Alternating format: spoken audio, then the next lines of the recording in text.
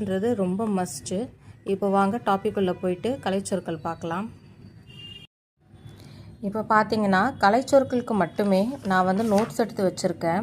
தனியாக ஒரு டாப்பிக்கும் நீங்கள் நோட்ஸ் எடுத்து வச்சுக்கிட்டிங்கன்னா லாஸ்ட் மினிட்ல உங்களுக்கு ரொம்பவே யூஸ்ஃபுல்லாக இருக்கும். கலைச்சொற்களுக்கு மட்டுமே பார்த்தீங்கன்னா ஒரு தனியாக நான் நோட் போட்டு வச்சுருக்கேன். இதில் ஃபுல்லாக கலைச்சொற்கள் மட்டும்தான் இருக்கும். இது வந்து புக் சோர்ஸும் இருக்குது, அதே மாதிரி அவுட் சோர்ஸும் இருக்குது. டாபிக் வைஸ் வந்து நான் நோட்ஸ் எடுத்து வச்சுருக்கேன். இப்போ நம்ம ஒன்றா இதிலேருந்து பார்க்கலாம். ஆக்சுவலாக வந்து ரன்னிங் நோட்ஸ் எடுக்கிறப்போ நமக்கு ஹேண்ட் ரைட்டிங் வந்து முக்கியம் இல்லை, நமக்கு புரிஞ்ச மாதிரி இருந்தாலே போதும்.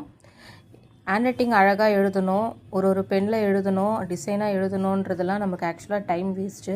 என்ன பார்த்திங்கன்னா ஒரே பெனில் தான் நான் இந்த நோட் ஃபுல்லாகவும் எழுதியிருப்பேன்.